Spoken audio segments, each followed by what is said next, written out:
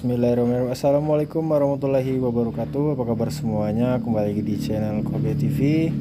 Oke, di video kali ini kita akan membahas tentang bagaimana informasi murai batu di sekarang ini ya. Nah, ini saya tampilkan gambar lovebird. Itu lovebird saya dulu, yang mana dulu saya juga pernah ternak burung lovebird, tapi di tengah jalan ya sudah mulai produksi dan sebagainya. Harga semakin anjlok. Nah, jadi mungkin dari lovebird tadi sudah ada yang berpikir ya, bahwasanya apa materi yang mau saya sampaikan ataupun informasi yang mau saya sampaikan.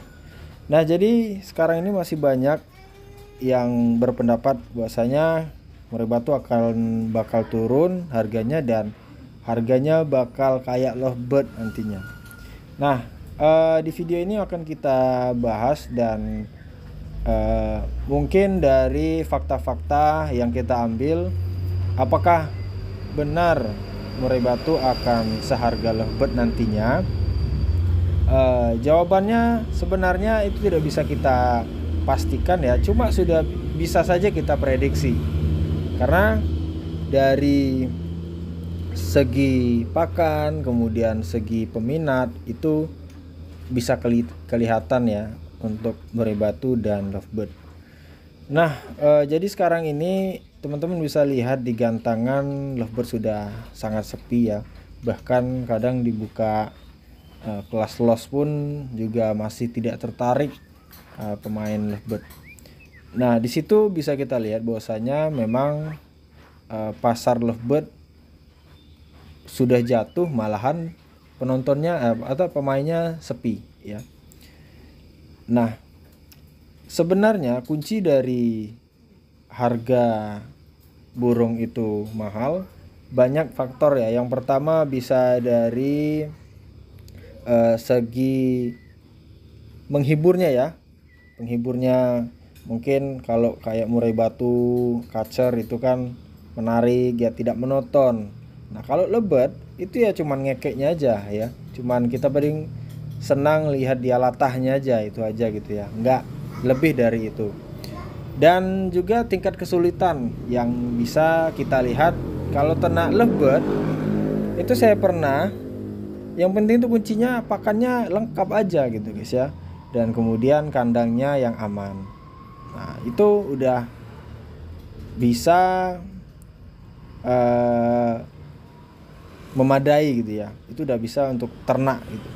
Kalau murai batu, nah ini dia banyak faktornya juga.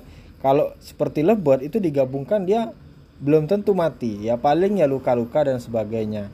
Dan lovebird juga bisa koloni, sedangkan murai batu tidak bisa satu kandang ya satu pasang atau satu jantan betinanya 3 sampai 5. Kalau lovebird dia bisa satu kandang itu bisa Anda masukkan puluhan ataupun ratusan kalau kandangnya terlalu besar.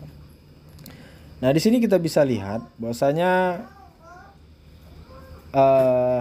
tingkat kesulitan sudah terlihat dari murai batu ya. Karena bukan hanya punya kandang ataupun bukan hanya punya murai batunya itu bisa produksi, tapi perlu proses-proses yang lainnya. Kalau lovebird itu kita beli aja borongan, misalnya sekali 10 ekor ya, kita lepas dalam satu kandang itu pasti ada yang produksi ya. Yang tidak produksi bisa kita sortir dan sebagainya, kita cari masalahnya. Kalau murai batu tidak bisa, kita harus pelajari satu persatu karakter. Belum lagi ditambah untuk harga pakan ya, pakan jangkrik, pakan murai batu maksud saya, itu lebih mahal ketimbang pakan lovebird sekarang ini ya. Apalagi sekarang malah harga pakan jangkrik lebih naik lagi sekarang ya, dari telurnya juga naik ya, harga jangkriknya pun juga ikut naik ya. Otomatis kami peternak murai batu pilihannya antara dua, kalau nggak mundur ya harga harus stabil ataupun harga tetap naik. Nah, mungkin kenapa saat ini harga murai batu menurun ya, itu dikarenakan yaitu tadi, pertama dari segi murai impor yang banyak yang masuk ke dalam Indonesia, kemudian banyaknya peternak-peternak baru yang kewalahan untuk penjualan akhirnya jual murah. dan kemudian beberapa mungkin peternak yang sudah pusing ya karena nggak tahu mau jual, udah kebanyakan stok karena tadi sudah melimpah, ya akhirnya ya banting harga dan sebagainya. Nah jadi teman-teman sekalian, nanti ya bakal terasa sendiri ya dari peternak ya, mungkin ada penyesuaian ya. Penyesuaian di sini dalam artian bahwasanya kalau sudah banyak yang tidak sanggup ataupun penjualan mungkin sulit ya, akhirnya banyak yang berhenti. Nah nanti murai batu kembali sedikit langka ya, agak susah ya, akhirnya harga mulai bermain lagi ya. Itulah yang menyebabkan harga naik dan turun gitu guys ya, tergantung dari pasarnya. Nah jadi kalau soal harga bakal jatuh seperti lovebird, saya rasa mungkin sulit ya. Yang sulitnya itu karena murai batu itu tidak makan fur ya. Kalau yang untuk diternakan itu full jangkrik, full kroto, dan masih banyak tambahan makanan yang lain ya. Belum lagi vitamin-vitamin yang mahal ya. Tidak seperti lovebird ya. Nah, itulah yang menyebabkan mungkin saat ini murai batu masih di bawah-bawah itulah, harganya mungkin terjangkau tapi tidak terlalu jatuh ya. Nah mungkin teman-teman kita menunggu saja bagaimana ke depannya ya. Kemungkinan ya antara dua ya, kalau tidak harganya tetap segini ya, kalau tidak ya banyak peternak yang mengundurkan diri, kemudian harga kembali stabil.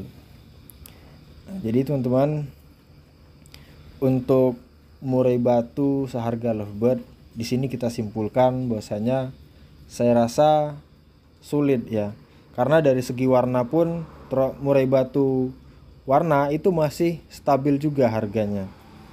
Yang mana kalau lovebird warna yang dulu juta-jutaan ya, ada yang belasan, ada yang puluhan, itu sekarang udah nggak ada harganya. Kalau saya lihat di pasaran grup jual beli ya, di Facebook maupun dimanapun, itu harganya udah ya murah-murah ya, 100.000. Bahkan ada yang banting harga itu di grup ya puluhan harganya ya. Mungkin dulu harganya itu jutaan ya, seperti biola ya, ewing dan sebagainya.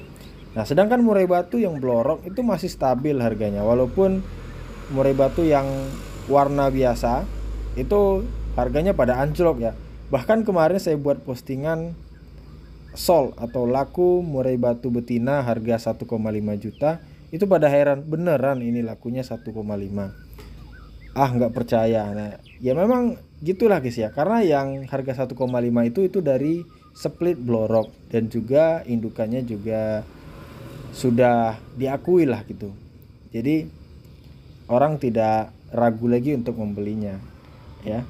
Sebenarnya pasaran murai batu itu tergantung dari kita dan indukan-indukan yang kita punya, dan kemudian teknik pemasaran kita ya. Kalau saya juga sekarang ini, kalaupun tidak laku biarkan saya tunggu aja sampai dia dewasa.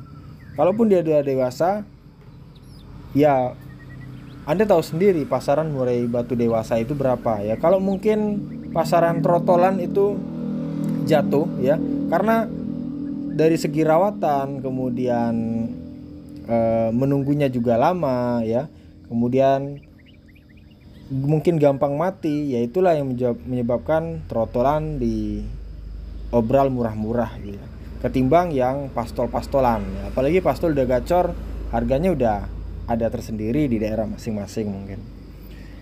Nah mungkin teman-teman,